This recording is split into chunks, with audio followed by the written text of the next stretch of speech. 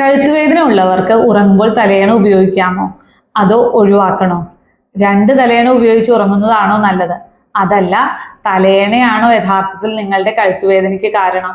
പറഞ്ഞു തരാം. പലരുടെയും വിചാരം കഴുത്തുവേദന വന്നാൽ തലയണ ഉപയോഗിക്കരുത് എന്നാണ്. ചിലരാകട്ടെ രണ്ട് തലയണ ഉപയോഗിച്ച് ഉറങ്ങും. ഇത് രണ്ടും എല്ലാവർക്കും അനുയോജ്യമാവണമെന്നില്ല. ആദ്യം മനസ്സിലാക്കേണ്ടത്, ഉറങ്ങുന്ന സമയത്ത് കഴുത്തിന്റെ സ്വാഭാവികമായ കർവേച്ചർ അഥവാ വളവ് നിലനിർത്തുക എന്നതാണ് തലയണയുടെ ജോലി. അപ്പോൾ തലയണ ഒഴിവാക്കുകയോ അല്ലെങ്കിൽ വലുതായ തലയണ ഉപയോഗിക്കുകയോ ചെയ്തു കഴിഞ്ഞാൽ കഴുത്തിലെ മസിലുകൾക്കും ലിഗമെന്റുകൾക്കും ടെൻഡനുകൾക്കും സമ്മർദ്ദം അധികരിക്കുന്നതായി കാണുന്നു. മലർന്നു കിടന്ന് ഉറങ്ങുന്നവർക്ക് ഒരു ഇടത്തരം തലയണ മതിയാവും.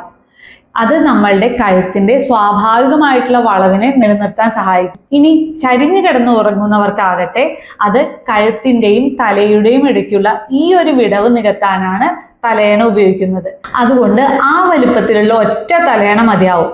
ഇനി ആ തലയണയ്ക്ക് ഉയരം കുറവാണെങ്കിൽ കഴുത്ത് ഒരു വശത്തേക്ക് വളയാനും ഇനി അതിന് ഉയരം കൂടുതലാണെങ്കിൽ കഴുത്ത് മറുവശത്തേക്ക് വളയാനും സാധ്യതയുണ്ട്.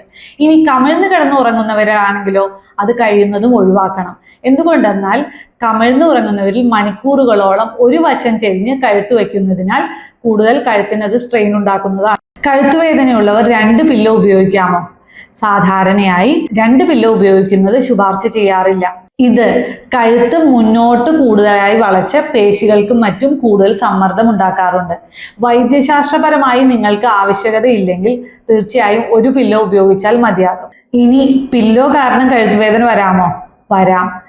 ചിലരിൽ പഴകിയതും താഴ്ന്നതും ഉയരം കൂടിയതും ഉയരം കുറഞ്ഞതുമായ പില്ലോ ഉപയോഗിക്കുമ്പോൾ കഴുത്തുവേദനയോടൊപ്പം തോളിലേക്ക് വേദന, രാവിലെ എഴുന്നേൽക്കുമ്പോൾ മസിൽ സ്റ്റിഫ്നെസ്, കൈയിലേക്കുള്ള തരിപ്പ്, ഇങ്ങനെയുള്ളതെല്ലാം ഉണ്ടാകാറുണ്ട്.